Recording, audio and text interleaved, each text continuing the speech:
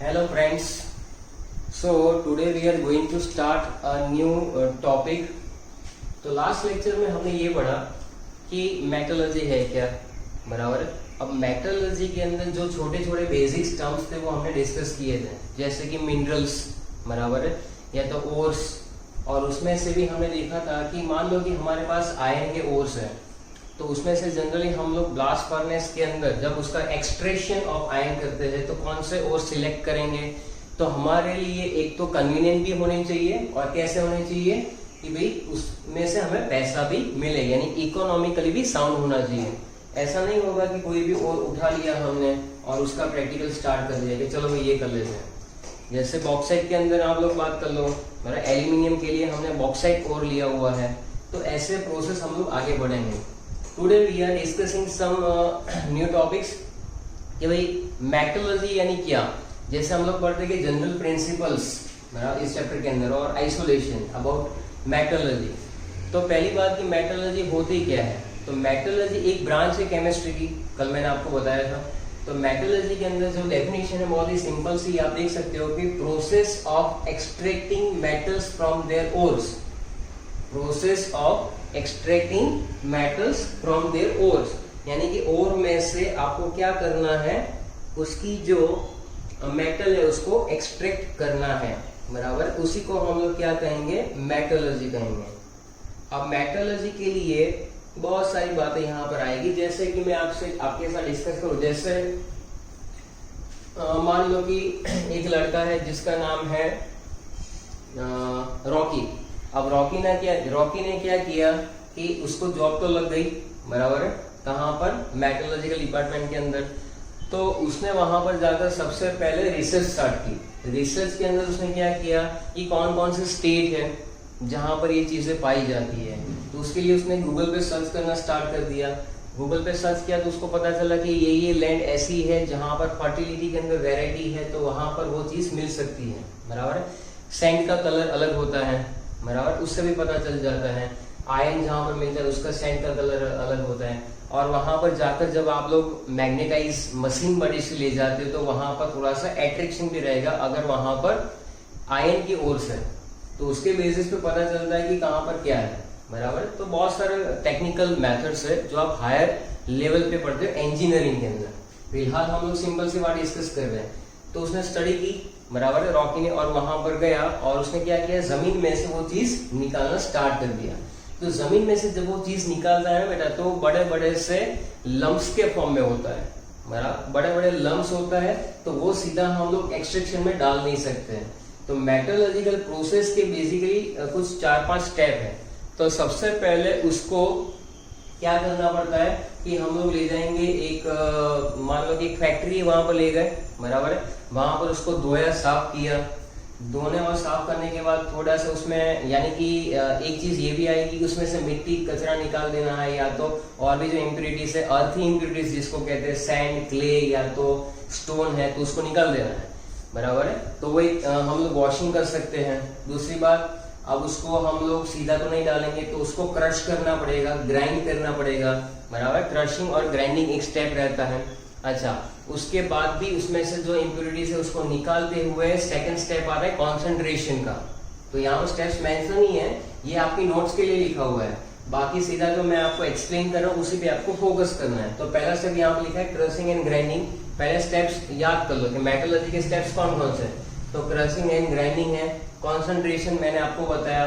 तीसरी बात आती है extraction of crude metal from the concentrated ore, यानी कि एक्सट्रैक्शन करना है, बराबर, सिंपल सी बात है। और लास्ट में एक्सट्रैक्शन करने के बाद भी मेथड आती है, उसको कहते हैं रिफाइनिंग मेथड। रिफाइनिंग मेथड में क्या होता है, मान लो कि आपको कॉपर जो मिल रहा था वो 98% मिला, बराबर, लेकिन अभी आपका मन नहीं भर रहा ना, मेरे को बोले 100% चाहिए, 100% चाहिए, बराबर। तो लाने के, जो पढ़ाई करते हो एनसीईआरटी उसमें भी 100% लाने होते हैं, बराबर, 98 लाने होते हैं, 99 लाने। तो जितना हम लोग अप टू द मार्क जाएंगे तो हमारे लिए, कैरियर के लिए अच्छा होगा। वैसा ही यहाँ पर भी है कि अगर हम लोग पैसे डाल ही रहे तो हमें ज्यादा से ज्यादा अमाउंट में, ज्यादा से ज्यादा कॉन्सेंट्रेशन के फॉर्म में हमें वो चीज मिले। तो अगर 98% भी आ गया है तो उसके बाद रिफाइनिंग प्रोसेस होती है। रिफाइनिंग प्रोसेस में और लेवल बढ़ता है 97 है तो 98 हो सकता है, 98 है तो 100 भी हो सकता है, लेकिन अप्रोक्स जो है 99% तक हमें मिला हुआ है सक्सेस, बराबर। अच्छा, तो दीज आर द स्टेप्स। पहला स्टेप क्या हुआ, क्रशिंग और ग्राइंडिंग। सेकंड शॉर्ट में बताओ तो कॉन्सेंट्रेशन। तीसरा एक्सट्रैक्शन और चौथा रिफाइनिंग। That's it, complete. अब उसके अंदर we are starting from crushing. तो सबसे पहले मैंने आपको बताया कि जैसे हमने जमीन में से निकाला तो जमीन में से जो निकलता है उसके साथ अर्थी इंप्योरिटीज होती है, बराबर।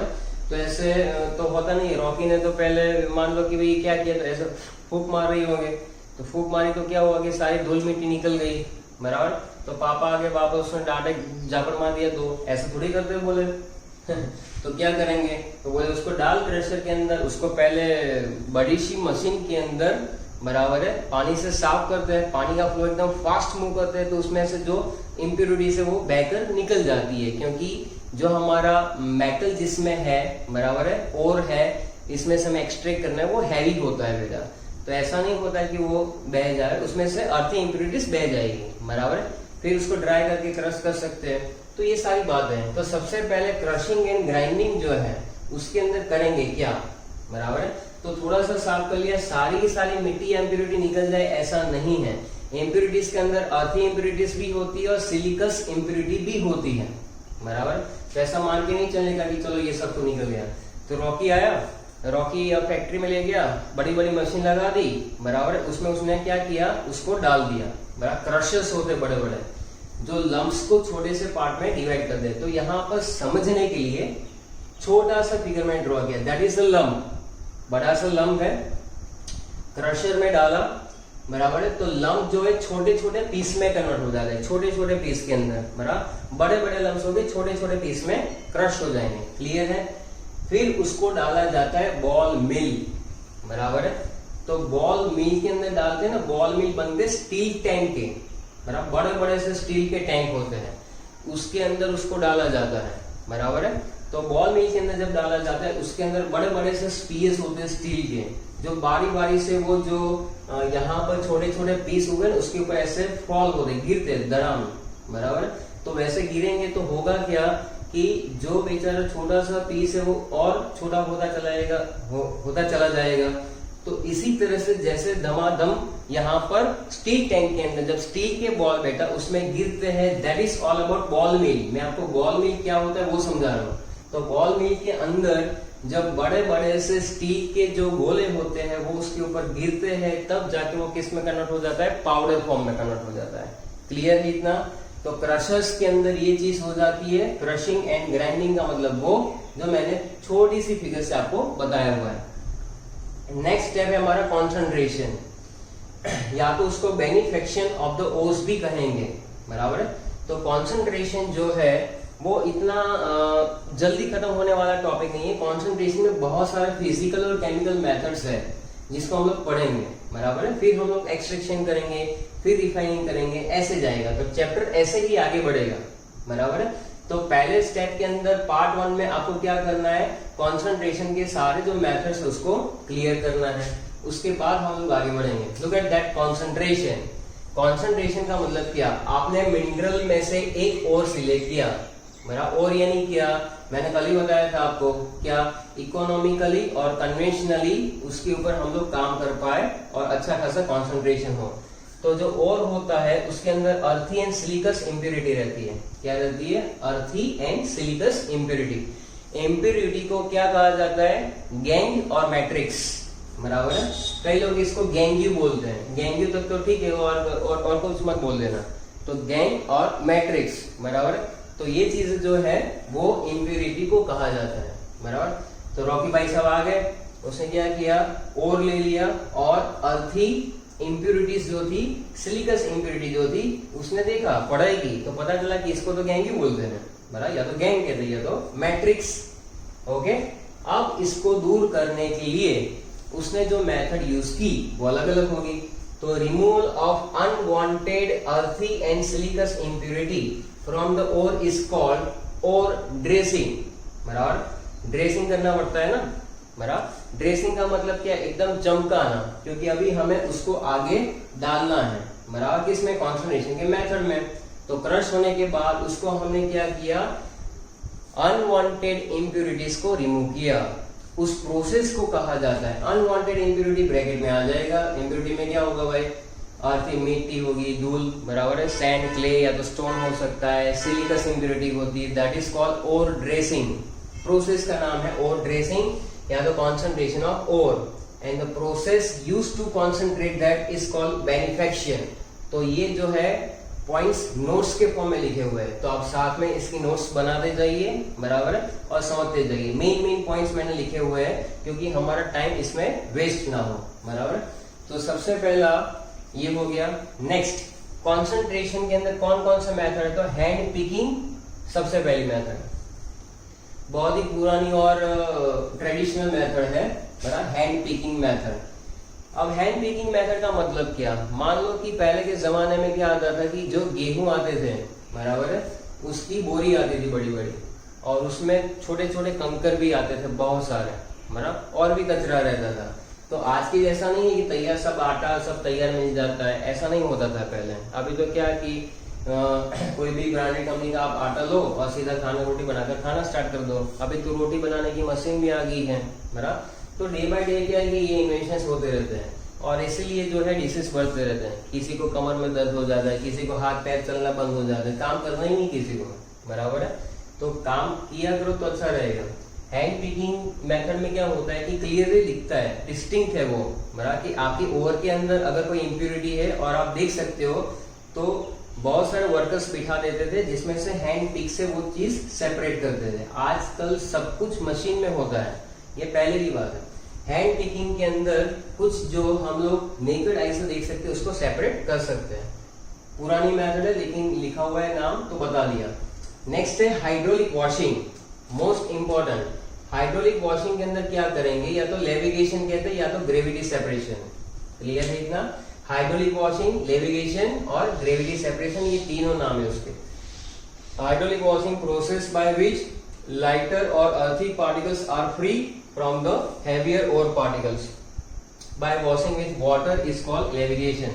अब इसमें दो तीन मेथड बेटा, देखो, एक तो ये चीज है कि एक ऐसा सेटअप बनाते हैं जहां पर क्या करते हैं कि पाउडर फॉर्म में जो हमने क्रश किया है उसको डालेंगे टैंक में,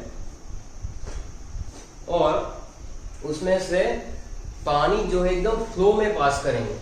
पानी जैसे फ्लो में पास होगा, बराबर है, तो मान लो कि यहाँ पर पानी का इनलेट है जहां से पानी आने वाला है फ्लो में, बराबर है, और यहाँ पर कुछ चीज ऐसी बनाई गई है जहां पर, हाँ ऐसा है। अब यहाँ पर सब कुछ पाउडर फॉर्म में पहले से ही डाल देते हैं ये लोग, पाउडर फॉर्म में पहले से क्या डाल देते हैं, ये जिसका हमें सेपरेशन करना है, बराबर है। यानी ये जो ओर्स की बात है, ओर को पाउडर फॉर्म में डालेंगे। पानी जैसे जाएगा तो लाइटर पार्टिकल्स इसके साथ बहेंगे और हैवियर पार्टिकल्स यहाँ पर रह जाएंगे। तो हैवियर पार्टिकल जो है उसको हम लोग यहाँ पर सेपरेट कर सकते हैं, और ये जो लाइटर पार्टिकल्स है वो इसके साथ क्या होते हैं, बह के चले जाते हैं। या तो कई बार ऐसा भी होता है कि लाइटर पार्टिकल्स यहाँ पर मूव करेंगे और लाइटर पार्टिकल्स बाहर निकल जाएंगे, हैवी पार्टिकल्स यहाँ पर रह जाएंगे। ओके, तो एक सिस्टम है, ये मैंने एक इमेजिनरी फिगर बनाई हुई है हाइड्रोलिक वॉशिंग की। तो हाइड्रोलिक वॉशिंग में क्या होता है आपने समझ लिया। दूसरा यूज किया जाता है विल्फले टेबल, बराबर है। मान लो कि आपको हैवियर पार्टिकल और लाइटर पार्टिकल को सेपरेट करना है, तो क्या करेंगे, जैसे आपने वो देखा मैरी राउंड, बराबर है। अब ऐसा एज्यूम करो कि आप 5-6 दोस्तों की टोली जो है वहां पर चली गई, बराबर, कहां पर, मैरी राउंड के अंदर, बराबर, जहाँ बड़े बड़े मेले लगते हैं, बराबर। तो वहां पर आप लोग चले गए, तो क्या हुआ, वहां पर जब आप उसमें बैठ गए, बराबर है, आपके कुछ फ्रेंड्स जो थे वो एकदम हट्टे कट्टे थे, बराबर, और कुछ बेचारे मेरे जैसे होंगे लाइट वेट। तो होता क्या है कि आपके फ्रेंड्स के अंदर जो बात होती है, अब उसमें वो मैरी गो राउंड जो है उसको हम लोग क्या करेंगे, ऐसे घुमाएंगे, बराबर। तो मैरी गो राउंड में आप एंजॉय कर रहे हो, मस्त, क्या हवा आ रही है, बराबर। लेकिन अचानक से कुछ सर्किट में प्रॉब्लम हो गई और मैरी गो राउंड है ना, उसकी स्पीड ऐसे बढ़ गई जैसे मान लो कि वो एकदम आराम से घूम रहा था, बराबर है, अभी वो 50 राउंड पर मिनट फटाफट दन ऐसे घूमने लगा, बराबर। तो इससे क्या हुआ, जैसे घूमने लगेगा फटाफट, तो लाइटर पार्टिकल्स दूसरे मेले में पहुंच जाएंगे, बराबर। यहाँ से कोई उड़ा उधर, यहाँ से कोई उड़ा उधर, इस तरह से अलग अलग जगह पर लाइटर पार्टिकल्स चलेगा। तो आप शायद दोस्तों में ढूंढ रहे हो कि साला वो बैठा था वो गया कहाँ पर, बराबर। तो ऐसी बातें होती है। तो यहाँ पर जो लाइटर पार्टिकल्स है वो निकल जाते हैं। ऐसा नहीं कि हैवी नहीं निकलते, अगर आरपीएम जो है वो बढ़ा दिया जाए हम लोग राउंड पर मिनट 50 की जगह बोल लो 100 कर दे तो वो भी निकल जाएगा, लेकिन उसको निकालना नहीं है। तो विल्फले टेबल आता है बेटा, टेबल, उस टेबल को विल्फले टेबल कहते हैं। उसके अंदर क्या करते हैं, सारे ओर के पाउडर को रख देते हैं, देन मूव इट। ऐसे मूव करेंगे तो होगा क्या कि लाइटर पार्टिकल्स दूर खिसक जाएंगे और हैवियर पार्टिकल्स जो हमारे काम के वो वहां पर रह जाएंगे, क्योंकि और कभी डेंसिटी के मामले में लाइटर नहीं होती है, ये चीज याद रखना। सो दैट इज ऑल अबाउट।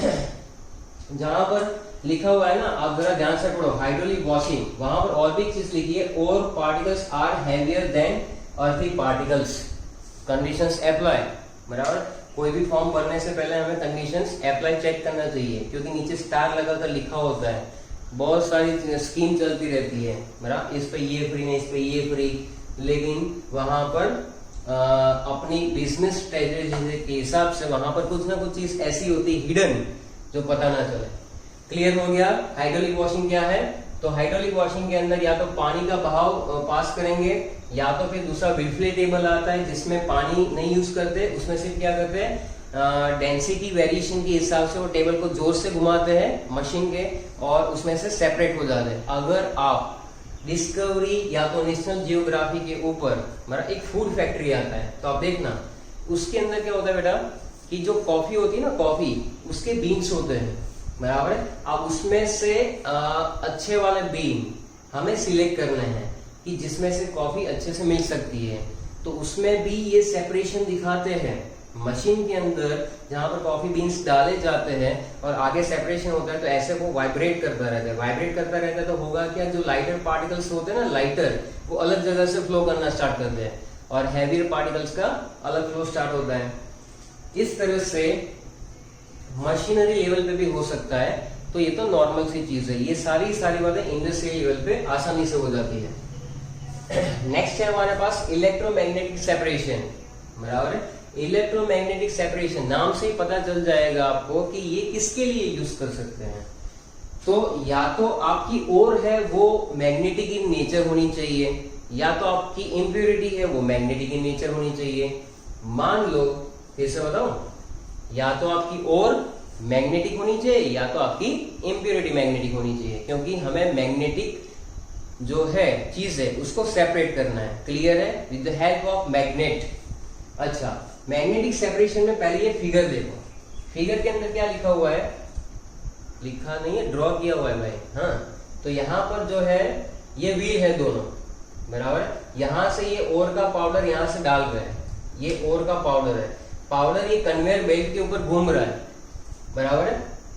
अब ये जो है ना वो एक मैग्नेटिक व्हील है, दोनों के दोनों मैग्नेटिक ना हुए, आप तो बोलोगे सर दोनों मैग्नेटिक व्हील रख दो तो पाउडर तो साला यहाँ पर ही चिपक जाएगा, आगे मूव ही नहीं करेगा, बराबर है। तो ऐसा नहीं होता है, यहाँ पर रोलर में से एक मैग्नेटिक व्हील बना दो, बराबर है। तो क्या होगा, जैसे आगे जाएगा तो उसमें से दो नीचे वेसल रख देने के अपने को, बराबर, ऐसे खड़े नहीं रहने का, नीचे रख देने का। उसमें क्या होगा कि दोनों के अंदर, बराबर है, अपने अपने नेचर के हिसाब से नॉन मैग्नेटिक पार्टिकल्स अलग हो जाएंगे, मैग्नेटिक पार्टिकल्स अलग हो जाएंगे। तो क्या होगा, मैग्नेटिक पार्टिकल्स कहाँ पर गिरेंगे, आप क्या मानते हो? मैग्नेटिक पार्टिकल्स जो है अट्रैक्ट होकर गिरेंगे, बराबर। तो यह मैग्नेटिक नॉन मैग्नेटिक सेपरेशन के लिए लिखा हुआ है, लेकिन जनरली ऐसा मानते हैं कि जो मैग्नेटिक पार्टिकल्स है, जो मैग्नेटिक पार्टिकल्स होंगे, मैग्नेटिक पार्टिकल वो यहाँ पर नजदीक गिरेंगे, क्योंकि अट्रैक्ट होंगे ना भाई, रिपल्शन वाली चीज दूर जाएगी, तो यहाँ पर नॉन मैग्नेटिक पार्टिकल दूर जाएंगे। क्लियर है इतना? बस अभी इसमें कोई जादू की छड़ी नहीं है, इसमें ये जो चीज है बहुत ही सिंपल है।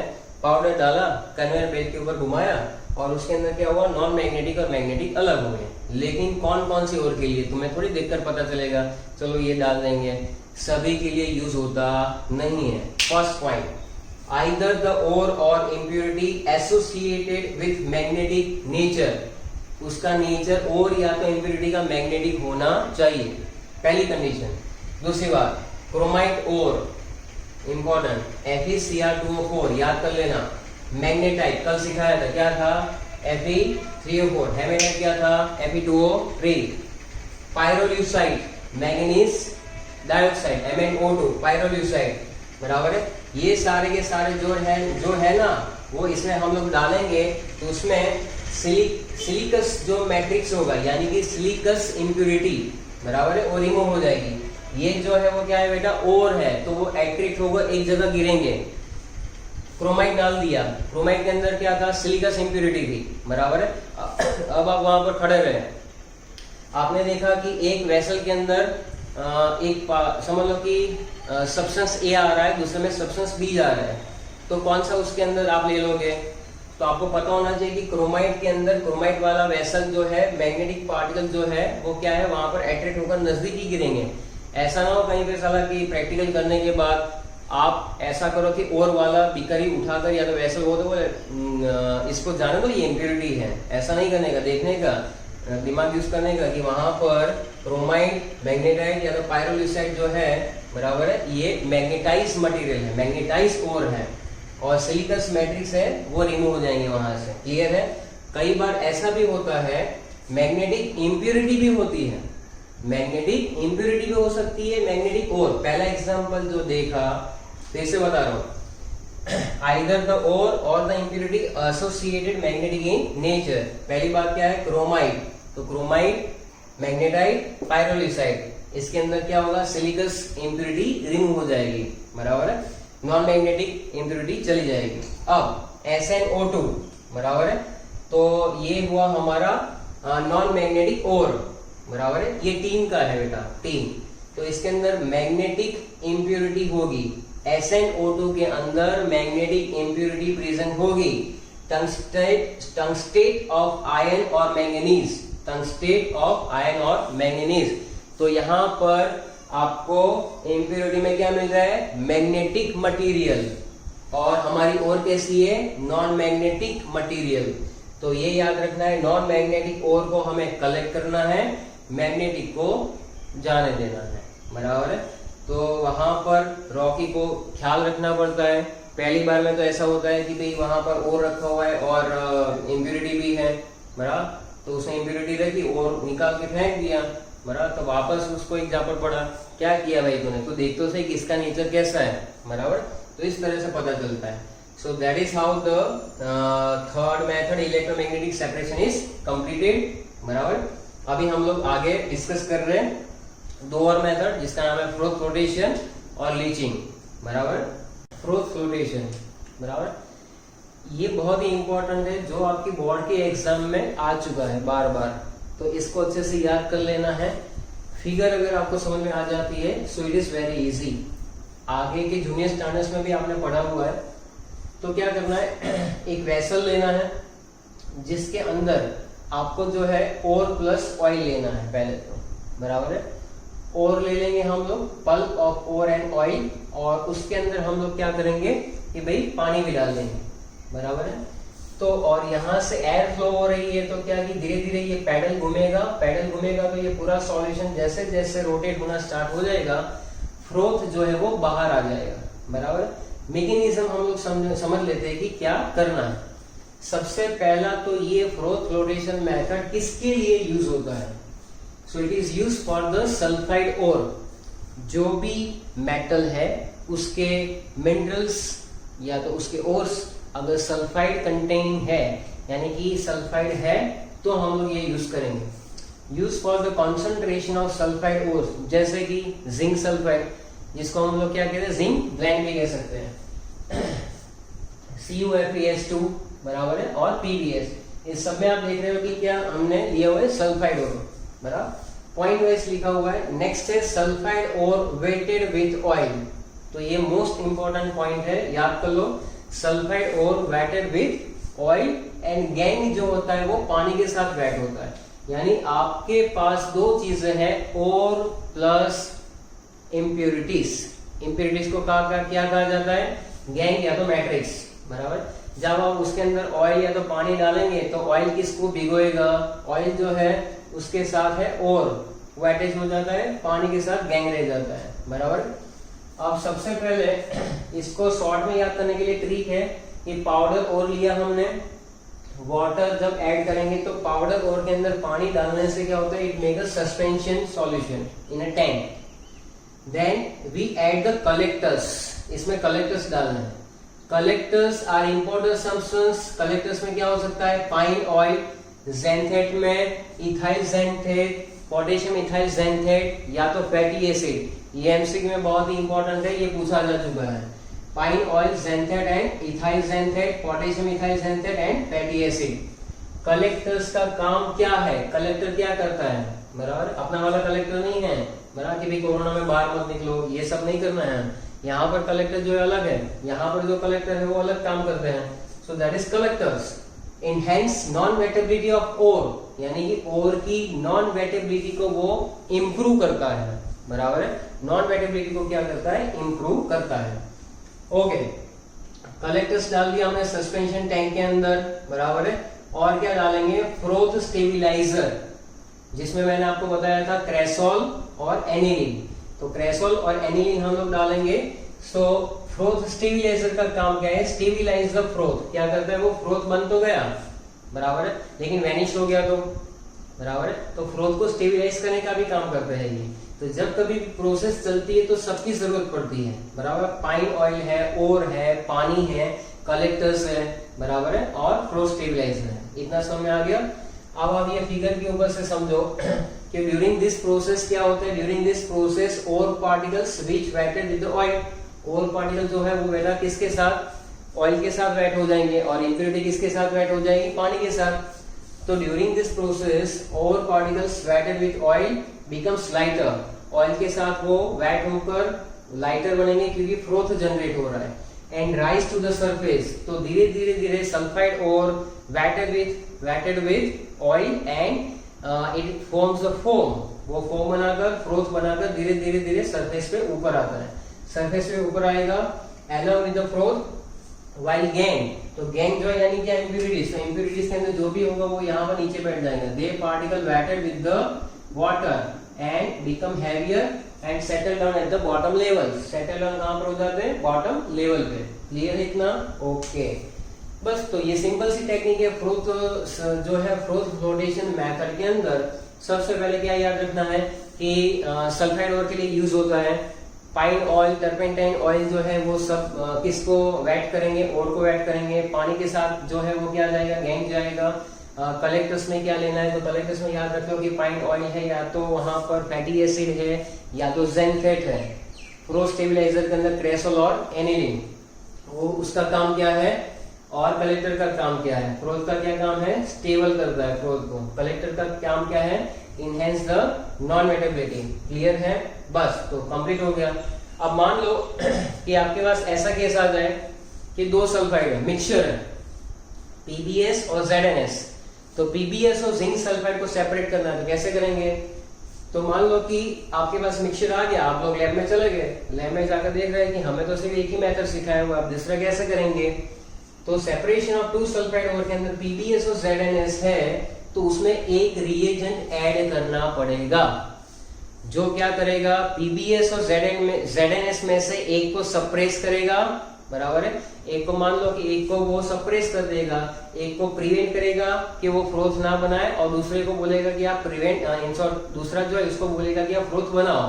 क्लियर है, फिर से बता रहा हूँ। पीबीएस और ZnS में जब हम लोग रिएजेंट ऐड करेंगे दैट इज कॉल्ड डिप्रेशन।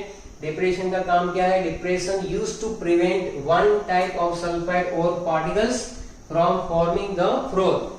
तो डिप्रेशन का काम क्या रहता है कि एक जो है सब्सटेंस उसी में से फ्रोथ बनेगा, दूसरे को वो जो है बनाने नहीं देगा। सो दैट इज डिप्रेशन। डिप्रेशन में बेसिकली यूज किया जाता है क्या, सोडियम साइनाइड। क्या यूज किया जाएगा, सोडियम साइनाइड। अब जरा इक्वेशंस पे फोकस करो, बराबर। NaCN is used to separate the PBS from ZnS. NaCN is used to separate the PBS from ZnS. आपके पास मिक्सचर है PBS और ZnS का, आपने उसमें क्या ऐड कर दिया, NaCN। NaCN ने जिंक सल्फाइड के साथ रिएक्शन करके क्या बना दिया, soluble complex Na2ZnCN4। Na2ZnCN4। Coordination chemistry में आप इसका नॉमेनक्लेचर पढ़ोगे। कॉम्प्लेक्स कंपाउंड है ये, स्क्वायर ब्रैकेट है। स्क्वायर ब्रैकेट में पहले लेफ्ट हैंड साइड लिखते हैं सोडियम, 4 है Cn तो टेट्रासाइनो, और लिखा Zn जो है मेटल उसके पीछे लगता है ATE एट जिंकेट। क्रोमियम होता तो क्रोमेट, मैंगनीज होता मैंगनेट, बराबर है। सोडियम टेट्रासाइनो जिंकेट 2, ये 2 कहां से आया? तो आप देखो ZnCN4 जो है बेटा, ZnCN4 उसके ऊपर चार्ज इसका 2 N2 है ना, तो क्या होगा 2Na प्लस यानी +2। इसके ऊपर क्या चार्ज आएगा? -2। इसको x एज्यूम करेंगे, साइनाइड का 4 into -1 is equal to -2, तो final answer x will be 2।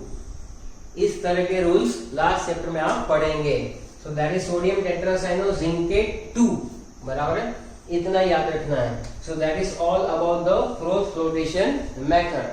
Now we are moving on the next method, that is called leaching process. इतना साथ में ही वीडियो को पॉज करके लिख लेना, ये मैंने शॉर्टकट में ही लिखा हुआ है कंटेंट, बराबर है। चलो नेक्स्ट प्रोसेस है बेटा हमारा कौन सा है? Leaching process. कौन सा है? Leaching process. हाँ, लीचिंग लिखना है। लीची तो एक फ्रूट आता है हा? तो लीचिंग प्रोसेस करेंगे अब भाई। लीचिंग प्रोसेस के अंदर क्या करेंगे? तो सबसे पहले तो लीचिंग प्रोसेस जो है, लीचिंग का मतलब क्या मुझे ये बताओ। तो लीचिंग क्या होता है? कोई भी पाउडर और जो है आपके पास, पाउडर और treated with suitable reagent. Reagent में क्या क्या लेना है? देखो ध्यान से, पाउडर और को एक रिएजेंट में डालना है, यानी केमिकल। और कुछ नहीं, रिएजेंट क्या होता है? इसमें क्या आएगा? एसिड या तो बेस या तो कोई भी केमिकल हम लोग ले सकते हैं, बराबर है। पाउडर और treated with suitable reagent, acid base और केमिकल। तो ये हम लोग करेंगे पहले, लिख के रहो साथ में, पाउडर और रिएक्ट विथ सुटेबल रिएजेंट, बराबर है। Which can selectively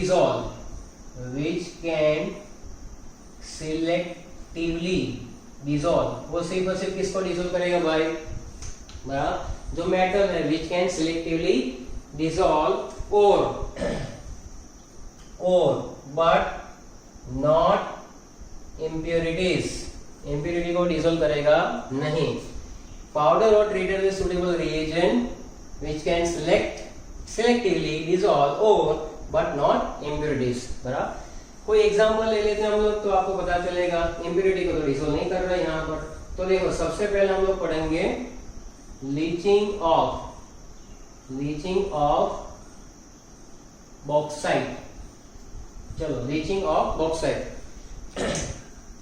बॉक्साइट किसका हो रहा है?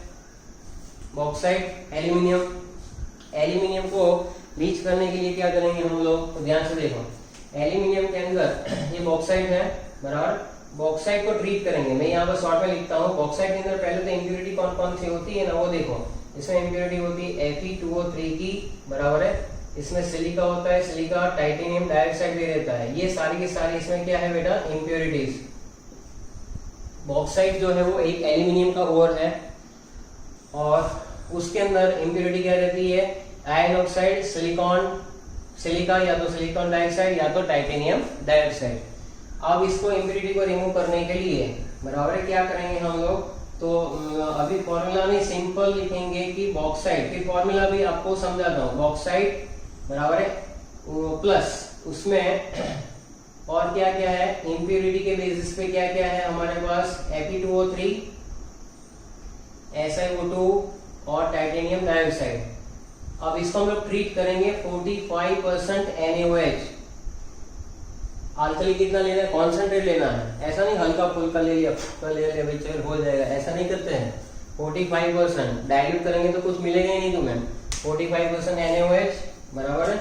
चलो नेक्स्ट, इसमें 473 से 523 केल्विन टेम्परेचर रहेगा, बराबर, नीचे से ऐसे स्टार्ट कर देने का गैस, वरना ऐसे करते हो खड़े रहो कि सारा ये तो हो ही नहीं रहा है, कुछ ऐसा ना चले, प्रेशर भी देना पड़ता है। तो प्रेशर हम लोग देंगे कितना 35 to 36 बार प्रेशर।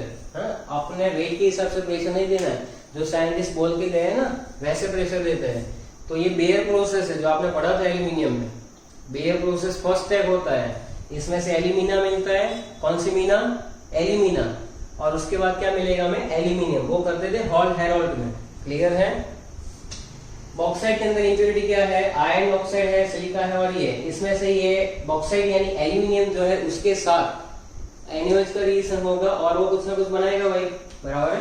तो इसमें मैं लिख रहा हूं यहाँ पर कि Al2O3 बराबर है, ये हमें मिलता है, इसका Al2O3 जो इसमें रहता है ना वो डिसॉल्व हो जाता है, डिसॉल्व, और क्या बना देता है, सोडियम मेटा एल्यूमिनेट। क्या बनाएगा, सोडियम मेटा एल्यूमिनेटर। और सिलिका जो होता है, सिलिका SiO2, वो क्या बनाएगा, सोडियम सिलिकेट। क्या बनाएगा, सोडियम सिलिकेट। क्लियर है इतना। तो ये बनाएगा सोडियम मेटा एल्यूमिनेट, और सिलिकॉन जो है, सिलिका, वो sodium silicate. Living behind the impurity, बराबर है। आपने बीकर ले लिया था तो ये तो डिसॉल्व फॉर्म में आ गए, बराबर, और यहाँ पर ये जो है पूरे सॉल्यूशन के डिसॉल्व फॉर्म में है। क्या क्या है इसमें डिसॉल्व फॉर्म में, सोडियम मेटा एल्यूमिनेट और सोडियम सिलिकेट। और वहां पर नीचे जो पड़ा हुआ है सब इम्प्योरिटी, जिसने इसके साथ रिएक्ट नहीं किया, लीचिंग पहले ही बताया, लीचिंग सिलेक्टिवली रिएक्ट करता है। देखो यहाँ पर विच कैन सिलेक्टिवली डिसॉल्व और बट नॉट द इम्प्योरिटीज। तो इम्प्योरिटी कौन सी निकल गई यहाँ से, SiO2 तो रहा भाई, टाइटेनियम डाइऑक्साइड गया, बड़ा कैंसल, और Fe2O3 भी गया, कैंसल। क्लियर है इतना।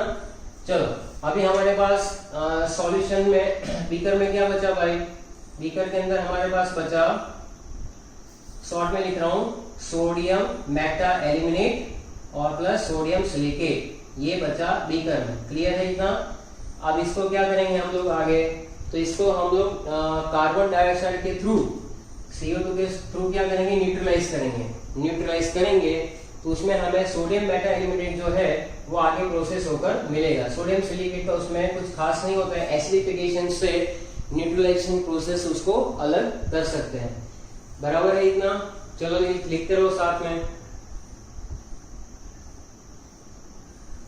फिर से बोल देता हूँ, bauxite plus impurity of titanium dioxide, silicon oxide and iron oxide treated with 45% NaOH, temperature 473, 523, 35 to 36 bar pressure when it is heated. Bauxite में जो एल्यूमिनियम था बराबर वो डिसॉल्व होता है selectively, so it is sodium and Meta aluminate बनाएगा। Silica जो है वो भी सिलेक्टिवली डिसॉल्व हो जाता है, सोडियम सिलिकेट हो जाएगा, डन। और living behind the impurities that is titanium dioxide और आयरन ऑक्साइड। इक्वेशन के फॉर्म में लिखेंगे, लिखो पहला इक्वेशन, Al2O3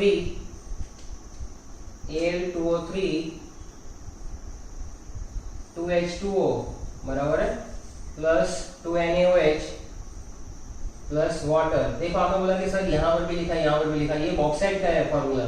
बॉक्साइट में जनरली क्या लिखते हैं, Al2O3.XH2, यहाँ पर 2H2 लिखा हुआ है।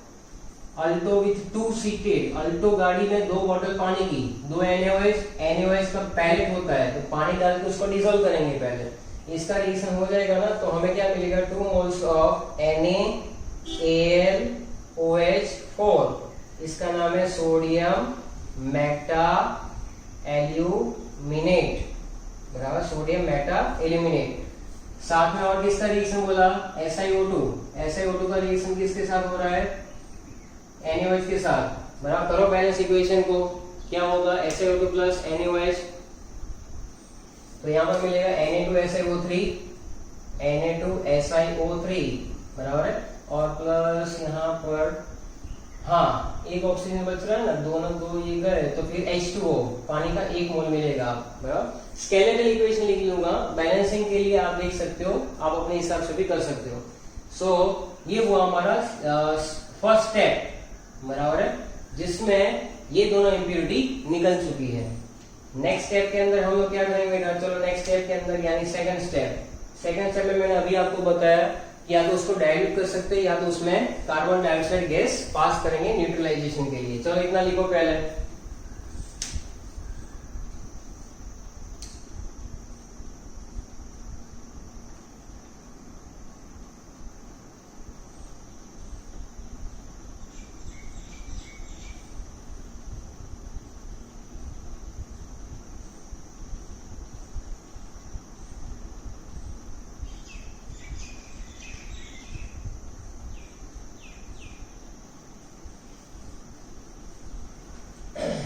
चलो इतना हो गया।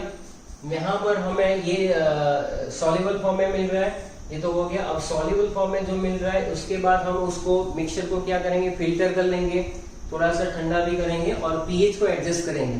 पीएच को एडजस्ट करने के लिए या तो आप उसको पानी डाल के डाइल्यूट कर सकते हो या तो कार्बन डाइऑक्साइड के साथ भी ट्रीट करवा सकते हो। तो उसके अंदर जब हम लोग प्रोसीजर करेंगे तो कहां से स्टार्ट करेंगे, 2 मोल्स ऑफ NaAlOH4। मेन तो अपना यही है ना, बाकी सब बाय प्रोडक्ट चलते रहते हैं। अब इसका कार्बन डाइऑक्साइड पास किया आपने, मान लो कि यहाँ पर तो क्या मिल रहा है NaAl, तो ये हो जाएगा आपका Al2O3.XH2O, हाइड्रेटेड एल्यूमिना। इसको क्या कहते हैं, हाइड्रेटेड एल्यूमिना। कई रेफरेंस बुक में AlOH थ्राइस भी लिखा होगा, हाइड्रोक्साइड, हाइड्रेटेड एल्यूमिना प्लस यहाँ पर क्या बाकी रह जाता है आप देख लो, 2 moles of sodium bicarbonate NaHCO3 बराबर है ऐसा। तो सोडियम, चलो कार्बन डाइऑक्साइड पास किया, इक्वेशंस याद रखने हैं आपको लिख कर, बराबर है। जितने भी ये इक्वेशंस से ही मार्क्स मिलते हैं तो इसको 3 to 5 टाइम्स लिख के इसको याद कर लेना है। सोडियम एल्यूमिनेट बराबर neutralise with carbon dioxide Al2O3 hydrated alumina plus NaHCO3। कई बार ऐसा होता है कि यहाँ पर इसके प्रेसिपिटेट नहीं मिलते हैं, तो क्या करते हैं कि बीकर के अंदर जो भी आपका ये डिसॉल्व पार्ट था, ये वाला सोडियम मेटाएल्यूमिनेट, उसमें बाहर से पीपीटीज ऐड करते हैं। बाहर से इस प्रोसेस को कहते हैं सीडिंग प्रोसेस। क्या कहते हैं, सीडिंग प्रोसेस। सीडिंग प्रोसेस से उसको डेवलप किया जाता है। यानी कि आप कोई बंदा ऐसा है कि जो बीकर के अंदर सॉल्यूशन को स्टर कर रहा है लेकिन कुछ निकल ही नहीं रहा है, तो क्या करेंगे, अकॉर्डिंग टू लीच-एडिलियो प्रिंसिपल, जब आप लोग बाहर से वो चीज ऐड करोगे तो कॉन्सेंट्रेशन में वेरिएशन आएगा, कॉन्सेंट्रेशन में वेरिएशन आएगा और इस तरह से वहां प्रेसिपिटेट डेवलप होना स्टार्ट हो जाएंगे। ये प्रैक्टिकल फिनोमिनन है जिसको कहा जाता है सीडिंग प्रोसेस, बराबर। तो अगर ना मिले तो फिर आप बाहर से प्रेसिपिटेट ऐड करके भी सीडिंग प्रोसेस से निकाल सकते हो। क्लियर हो गया इतना। अब यहाँ पर तीसरे स्टेप के अंदर जो हमारे पास Al2O3.XH2O मिल रहा है उसको हम लोग हीट करेंगे अप्रोक्सीमेटली 1400 केल्विन पे, तो ये सेपरेट हो जाएगा Al2O3 प्लस XH2O के अंदर। ये मिला हमारा एल्यूमिना। कौन से मीना, एल्यूमिना, बराबर। तो एल्यूमिना मिल गई। अब इसके बाद क्या करोगे, इसके बाद आगे आएगा, ये तो अभी हम लोग क्या पढ़ रहे हैं, कॉन्सेंट्रेशन। ये बेयर प्रोसेस है पूरी, फिर से फटाफट सुन लो। Bauxite impurity iron oxide, silicon oxide, titanium oxide, heat with 45% NaOH, 35 to 36 bar pressure and temperature 473 523। किसका रिएक्शन हुआ, सोडियम मेटाएल्यूमिनेट बन गया, सोडियम सिलिकेट बन गया, लिविंग बिहाइंड द इम्प्योरिटीज, जो बची थी वो देन उधर गई। नेक्स्ट इक्वेशंस लिख लिए, फिर क्या किया, ठंडा किया, फिल्टर किया, ठंडा किया, पीएच को एडजस्ट किया और हमें मिला ये हाइड्रेटेड एल्यूमिना। और लास्ट स्टेप के अंदर जब हम लोग उसको हीट कर रहे हैं तो क्या मिल रहा है हमें, वहां पर मिल जाता है Al2O3 प्लस XH2O। इतना कंप्लीट करो फटाफट, इक्वेशंस लिखते जाओ बेटा।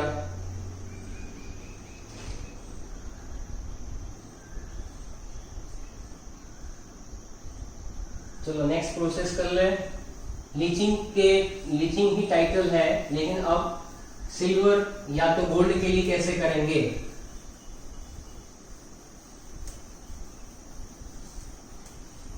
सिल्वर या तो गोल्ड के लिए, बराबर। इसमें मैं आपको इक्वेशन दे रहा हूं जो आपको करना है। तो टाइटल लीजिए, लीचिंग ऑफ सेकंड करके फॉर Au और Ag, सिल्वर या तो गोल्ड के लिए अगर आपको लीचिंग करना है, that is called MacArthur Forrest cyanide process, MacArthur Forrest cyanide process, ये इसका दूसरा नाम है।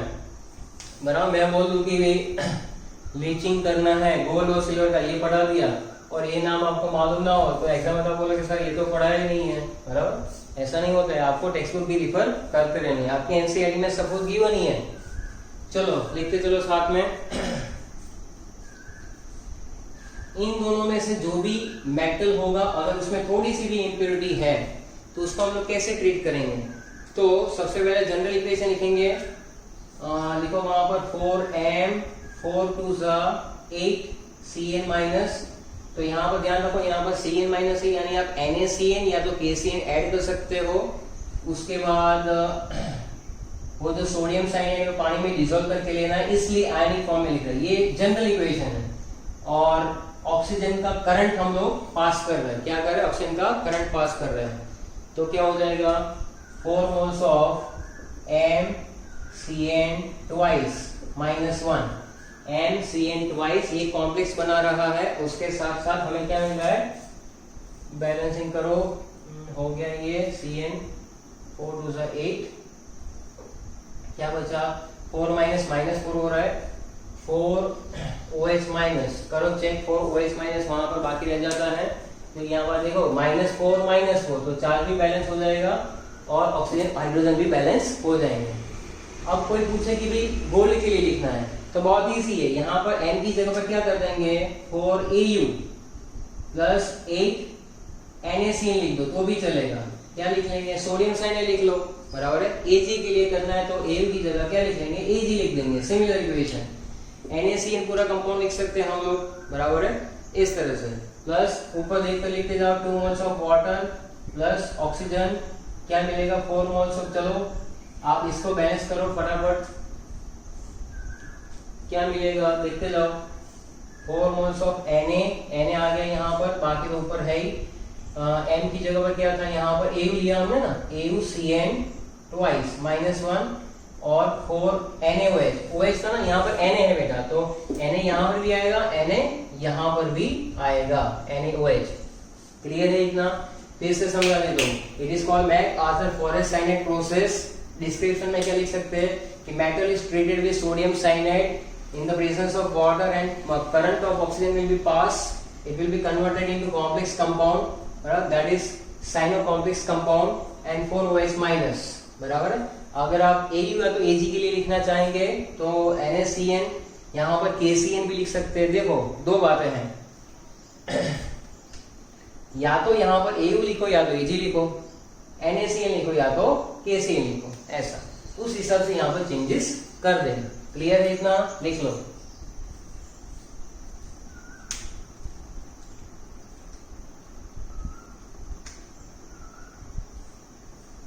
कई बार ऐसा भी होता है कि इसके अंदर कुछ इम्प्योरिटीज आ जाती है, जैसे कि Ag2S, बराबर सल्फाइड फॉर्म में है, नेटिव फॉर्म में नहीं है। किस फॉर्म में, सल्फाइड फॉर्म में, तो रिएक्शन में चेंजेस आएंगे थोड़े बहुत, ये शायद टेक्स्ट बुक में हो ना हो।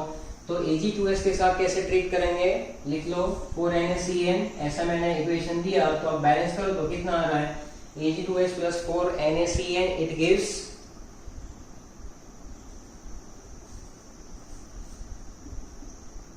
2 NaAgCN ट्वाइस, बराबर है। देखते जाओ यहाँ पर 2 Na, अभी भी Na बाकी है, Na और किसके साथ जाएगा, क्या बच रहा है यहाँ पर हमारे पास, सल्फर है ना, तो यहाँ पर क्या आ जाएगा Na2S। क्लियर है इतना, Ag2S।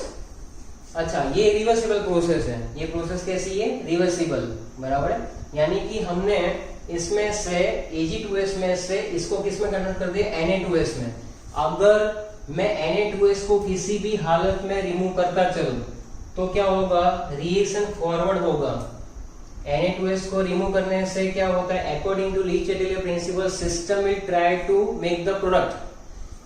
जिसका कॉन्सेंट्रेशन कम हो रहा है वो बनाने का ट्राई करेगा, इसका मतलब कि रिएक्शन फॉरवर्ड में जाएगा। तो किसी भी हालत में आपको Na2S को रिमूव करना है, क्योंकि ये कॉम्प्लेक्स यहाँ पर भी मिल रहा है, यहाँ पर भी मिल रहा है, तो कॉम्प्लेक्स तक हमें जाना है। उसके बाद के इक्वेशंस फर्दर हम लोग पढ़ने वाले हैं। तो Na2S को कैसे हम लोग एक्सेस Na2S को रिमूव कर सकते हैं, Na2S को। तो Na2S का रिएक्शन किसके साथ करो, पानी और ऑक्सीजन। स्केलेटल इक्वेशन लिखा रहा हूं, बैलेंसिंग आपको करनी है। Na2S plus water, oxygen, Na2SO4 हो जाएगा, प्लस NaOH, बराबर है। करो balancing, Na2S H2O2, Na2SO4 NaOH, और क्या रहेगा यहाँ पर, सल्फर। ये स्केलेटल लिखा हुआ है। अभी इसको बैलेंसिंग करना है तो कैसे कर सकते हैं हम लोग,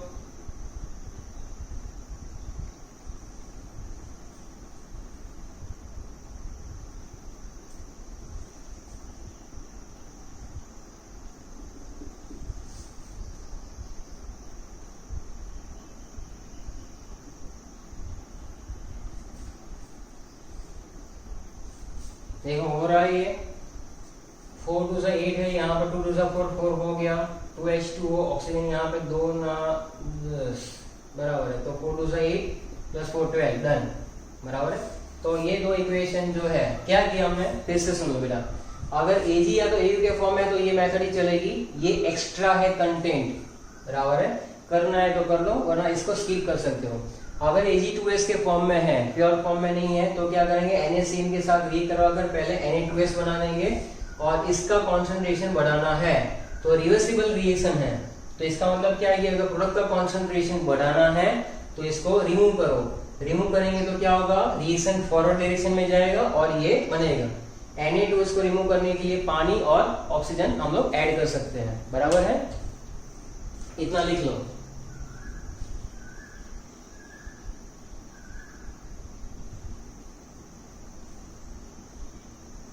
तो लीचिंग प्रोसेस में हमने दो मेथड डिस्कस कर लिए। एक था बेयर प्रोसेस जो एल्यूमिनियम के लिए था, और ये है गोल्ड और सिल्वर के लिए।